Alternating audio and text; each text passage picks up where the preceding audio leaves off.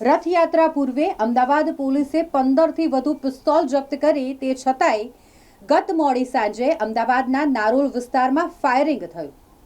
પોલીસે 2 આરોપીઓને તો ઝડપી પાડ્યા, પરંતુ તેમની પાસેથી પિસ્તોલ અને દેશી તમંચો પણ મળી આવ્યો છે. એટલે કેટલી કામગીરી થઈ છે અને કેટલી કામગીરી નથી થઈ તેનો અંદાજો લગાવી શકાય.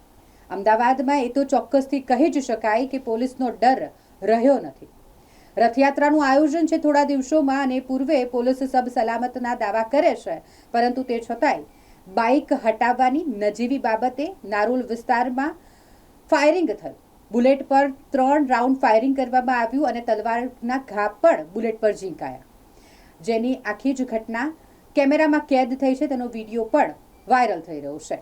હાલ પોલીસ દ્વારા 2 આરોપીઓને ઝડપી પાડવામાં આવ્યા છે કે જેમણે ફાયરિંગ કર્યું હતું અને તેમની પાસેથી પિસ્તોલ અને દેશી તમંચો પણ કબજે લેવાયો છે.